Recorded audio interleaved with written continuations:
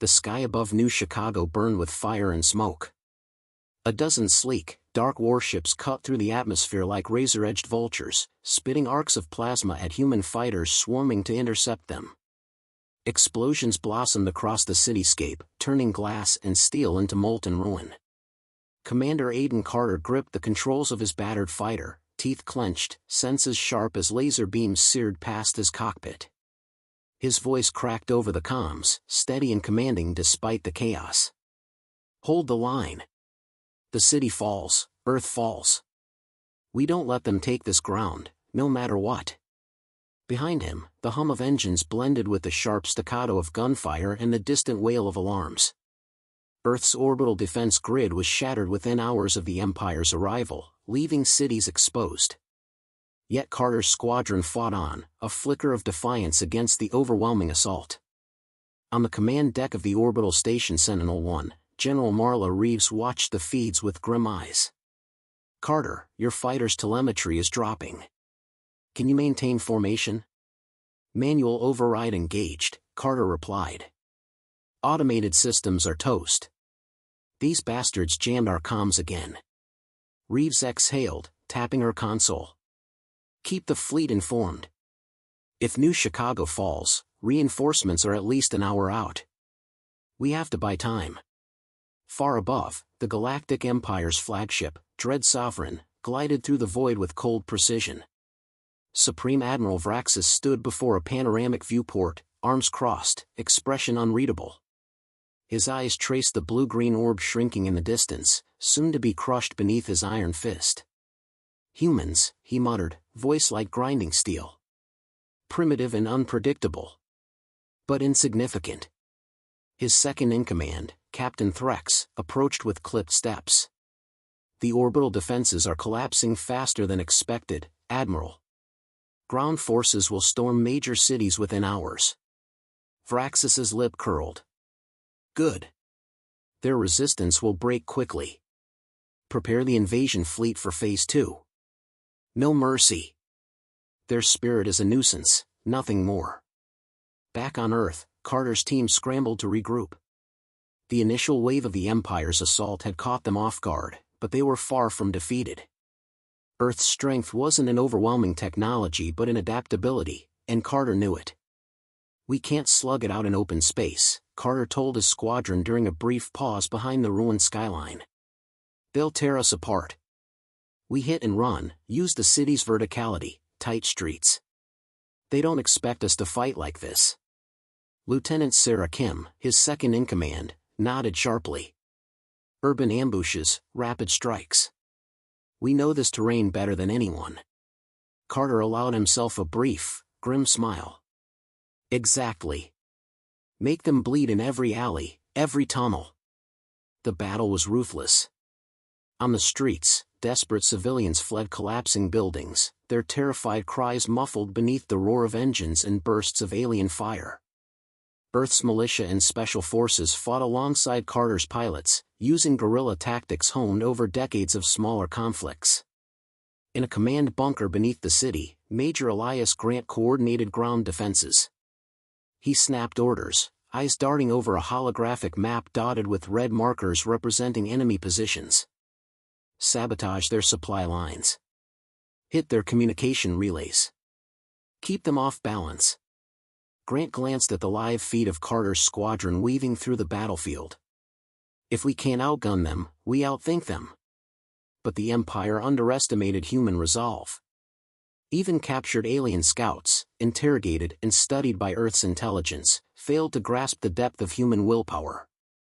During a debriefing, Carter confronted one such prisoner, a slender, gray-skinned soldier with cold, reptilian eyes. "You think we're weak," Carter said, voice low and sharp. "That will fold under pressure. You don't understand humans. We survive. We fight back." The prisoner sneered. "Your species is insignificant. Resistance is futile."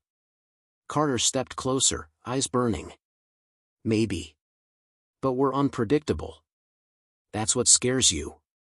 Meanwhile, on the political front, tension simmered among Earth's leaders.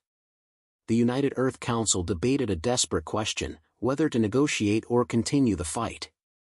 Some urged surrender to save lives, others demanded total resistance. Ambassador Lena Torres slammed her fist on the council table. If we capitulate now, we lose everything. Our culture, our freedom. This fight defines us. Another voice countered, we risk annihilation. The Empire's wrath will be absolute. Torres shook her head. No. Our greatest strength is that we never accept defeat. Back in the skies, Carter's squadron executed daring maneuvers. They darted through crumbling skyscrapers, their fighters blending into shadows and smoke screens. One pilot, Junior Lieutenant Milo Reyes, radioed in breathless exhilaration. Carter, the enemy's formation is breaking. They're retreating toward the river. Good, Carter said, eyes scanning the horizon. Push them hard. No quarter. But victory was costly. A sudden plasma blast struck Milo's fighter, sending it spiraling toward the ground. Carter's stomach clenched, but he couldn't afford hesitation. Reyes, eject. Eject now. The comms went silent. As dusk fell, the city was a battlefield of flickering fires and shattered dreams. But humanity still stood, battered but unbroken. Carter, battered and bloodied, climbed onto a rooftop overlooking the ruined skyline. He radioed the fleet, voice steady despite exhaustion. This is Commander Carter. New Chicago holds. Not because of our machines, but because of us. Earth isn't just a planet to conquer. It's our home. And we fight for every inch.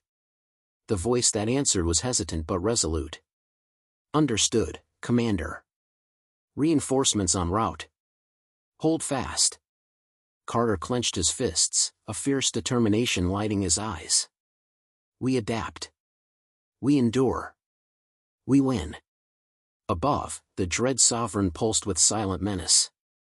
Vraxis stared once more at the distant planet, his face unreadable but his mind racing. Humans adapt, he admitted quietly.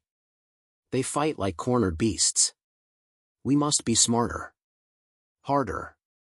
Merciless. The war for Earth had just begun, and neither side would yield easily. The night cloaked New Chicago in uneasy darkness, pierced only by fires and the distant thrum of alien engines.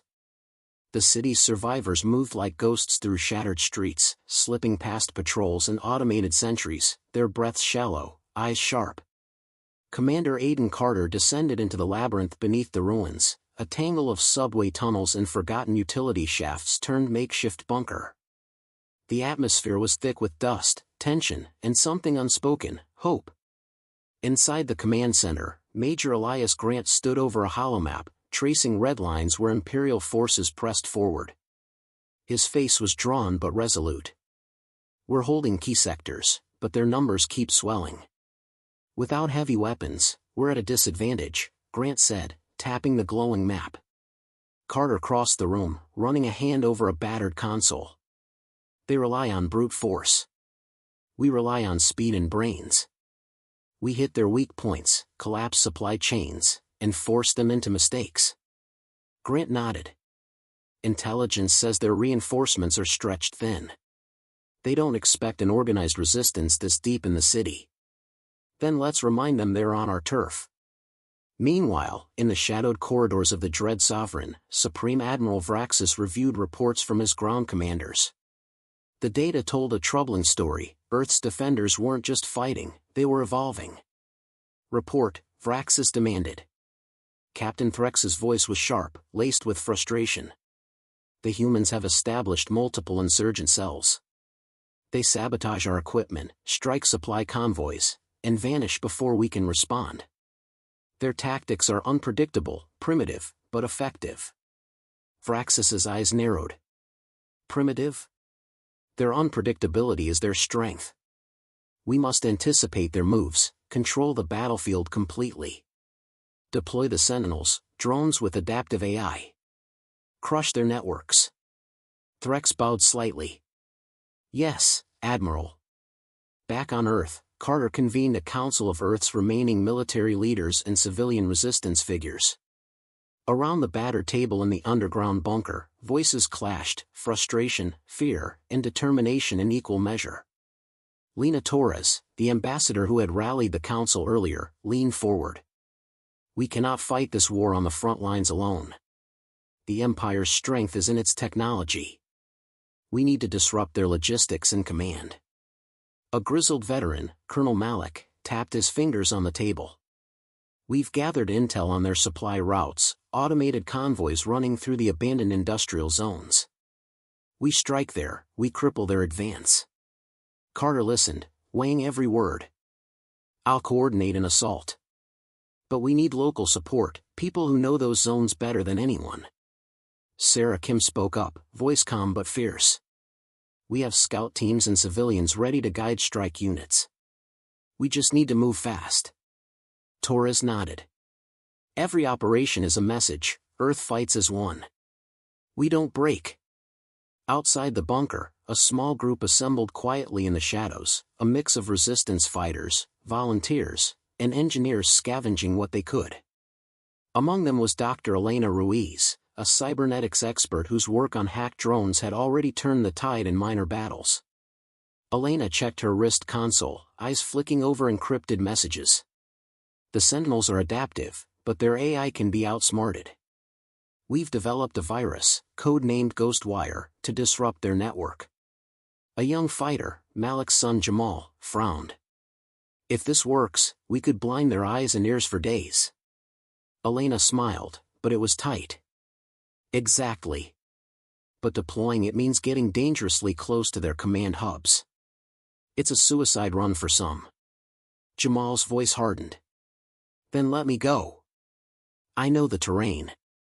Carter, overhearing the conversation, stepped forward. You're brave, but this mission needs precision. We can't afford mistakes. Jamal met his gaze, unyielding. Then let me prove it. At the same moment, on the outskirts of the city, Lieutenant Kim led a squad through narrow alleys, their footsteps silent but sure. They moved toward a relay station guarded by a squadron of Empire troops. Stay sharp, Kim whispered into her comm. We hit fast, take out the signal tower. If their comms go down, we have an edge. The team swarmed like shadows, catching the enemy off guard. Blasts of plasma and gunfire echoed briefly before silence reclaimed the street. Kim planted explosives on the tower, counting down the seconds. Clear, she breathed, backing away. The tower erupted in a shower of sparks, signal lost in the void. Signal's dead, she reported. They're blind. Back underground, Carter watched the tactical feeds. The virus Ghostwire was infiltrating enemy networks, sending the Sentinels into chaos. Drones malfunctioned mid-flight, firing at each other or plummeting uncontrollably. Now's our chance, Carter said, voice firm. Mobilize all units. Push forward before they recover. Grant nodded, directing fighters and infantry alike. The resistance surged, exploiting gaps created by the confusion. Amid the fighting, Carter found a quiet moment with Sarah Kim near a collapsed overpass. The city's chaos roared around them, but their exchange was calm and measured. You think we can win this? Sarah asked, eyes searching his face. Carter's gaze was steady. We have to. No one else will fight for us like we do. Sarah nodded. They don't understand what it means to protect home. To protect each other. Carter's voice lowered.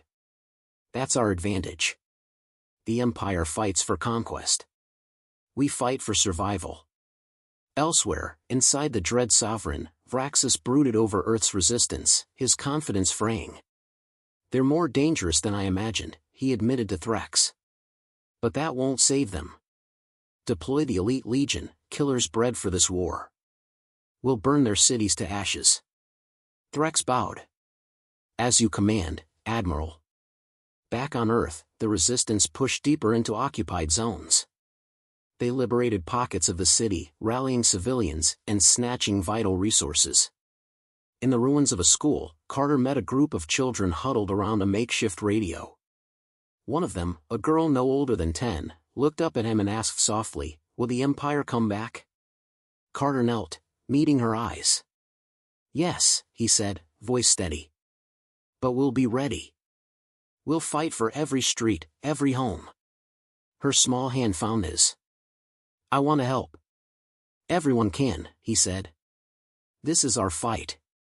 The night grew heavier, but with every strike, every plan executed, humanity's pulse grew stronger. The Empire had come expecting easy victory. Instead, they faced a force shaped not by advanced weaponry alone, but by grit, ingenuity, and an unbreakable spirit. The dawn bled orange over a battered skyline as Earth's resistance prepared for what would be the decisive strike. Across New Chicago's rubble-strewn streets, the atmosphere was electric, a blend of fierce determination and brittle hope. Commander Aiden Carter stood before a gathering of fighters, civilians turned warriors, and engineers who had become soldiers out of necessity. His voice cut through the murmur of preparation. Today, we take back what's ours. The Empire expects us to crumble under pressure, but we've learned their patterns, their weaknesses. We have their attention, and now, we make them pay. The crowd's response was a low, steady roar. Not victory yet, but resolve. Beneath the city, the command bunker buzzed with activity. Major Elias Grant scrutinized incoming data streams from drone scouts, eyes sharp as new intel arrived. Admiral Vraxis is deploying the elite Legion units, heavy infantry with advanced weaponry, Grant reported grimly. They're moving fast, but they're predictable. Their arrogance is their weakness. Carter nodded, scanning the holographic map that displayed troop movements. We'll lure them into the industrial zone, our ambush is ready. Out in the shadows, Elena Ruiz coordinated the Ghostwire virus deployment team. Her fingers flew over a console, fine-tuning parameters as drone swarms patrolled overhead. We're close to penetrating the enemy's central command grid, she said quietly to Jamal Malik, who watched from the side. Jamal's voice was steady, but hope glimmered beneath the grit. This is it. If we knock out their command, their whole operation unravels. Elena met his eyes. The virus is fast spreading. But if they detect it too soon, they'll isolate systems. We have to act precisely. At the city's edge, Lieutenant Sarah Kim led a squad through twisted streets toward an Imperial supply depot, a fortress wrapped in high-tech defenses and patrolling units. Keep your heads low, Sarah whispered. We strike fast and hard, no room for error. The squad moved with practiced silence, disabling surveillance and neutralizing sentries before launching explosives to collapse critical structures. Depot compromised, Sarah reported over comms. Enemy supply lines are cut.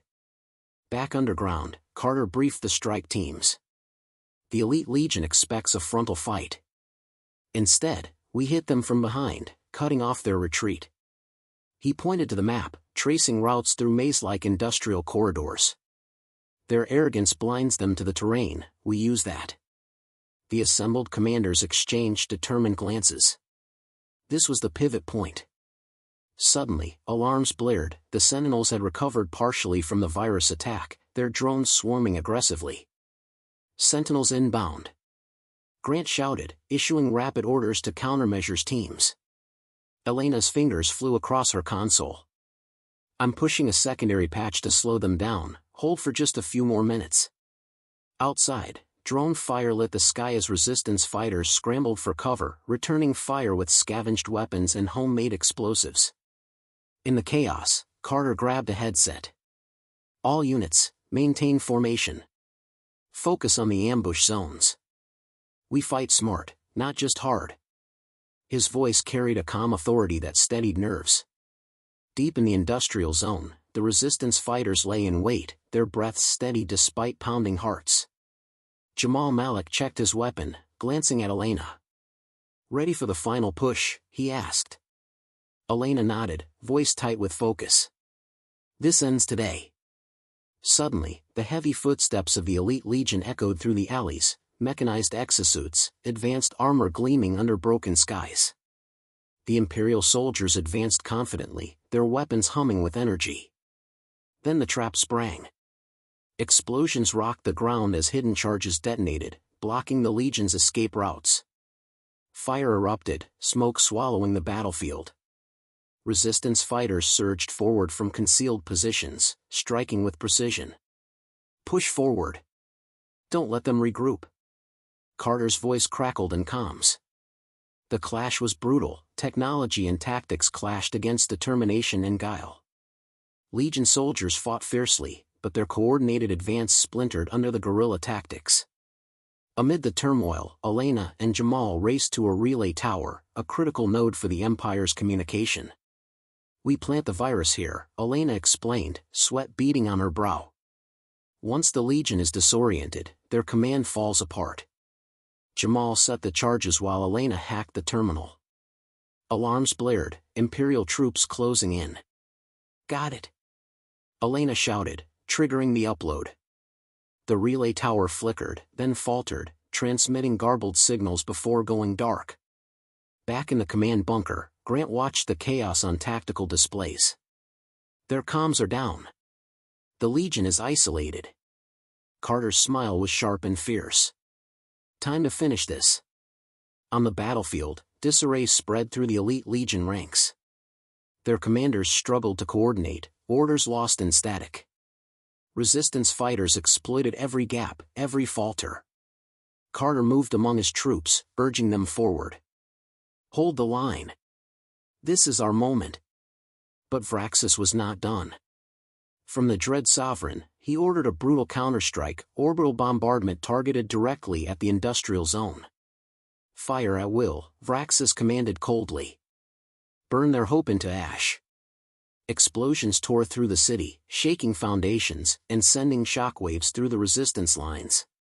Carter shouted into his comm, "Evacuate civilians. Cover the retreat." The battle shifted from attack to desperate survival as resistance fighters pulled back under heavy fire, shielding those they could. Amid the chaos, Sarah Kim and her squad carried wounded civilians through crumbled tunnels. A small boy clutched her hand, eyes wide with fear. "Stay close," she urged gently. "We're getting you safe."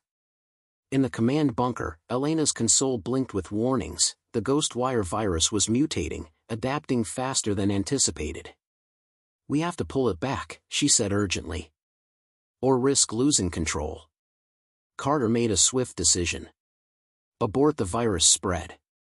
Focus on direct combat. We've fractured their forces. The resistance regrouped at a fortified position on the city's outskirts, battered but unbroken. Grant reviewed casualty reports. "Heavy losses, but we halted the Legion. Their advances stalled." Carter's eyes were fierce. "We've taken the fight to them and survived. Now they know Earth's defenders won't break." That night, around a flickering fire in the ruined city square, Carter and his commanders shared a rare moment of quiet. Lena Torres spoke softly, "We've turned the tide. But this war isn't over. The Empire will come back, harder." Carter's gaze was steady. "Then we'll be ready. We fight not just for survival, but for every future they want to steal from us." The fire crackled, shadows dancing over faces hardened by loss but lit by unyielding resolve. Earth's heart beat strong, battered, but undefeated. The night had settled over Earth's battered surface, but the war was far from over.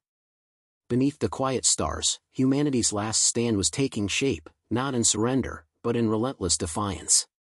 Commander Aiden Carter stood at the edge of the makeshift command post, overlooking a landscape scarred by fire and steel. The air was thick with smoke and determination. Around him, soldiers tended wounds, repaired gear, and shared silent, weary glances. The city had been tested, and it had not broken. "Admiral Vraxis thinks he's beaten us," Carter muttered, voice low but resolute. "He's about to learn exactly what happens when you underestimate humans." Inside the dimly lit war room, Major Elias Grant coordinated the final phase of their counterattack. Screens flickered with intel. The Empire's fleet was regrouping, but this time, the Resistance had an advantage. The virus attack had crippled key communications, and local forces were better prepared to strike with precision. Recon drones report increased troop movements near the northern perimeter, Grant said, tapping rapidly on his console. "They're planning a full-scale assault at dawn." Carter nodded. "Then we hit them first." Elena Ruiz was already hard at work, hacking into intercepted transmissions, decoding Imperial strategies and weapon schematics. Their tech is advanced, yes, she said, eyes sharp and voice steady. But it's designed for control, not adaptability. That's where we have the edge. Jamal Malik, standing beside her, smiled faintly.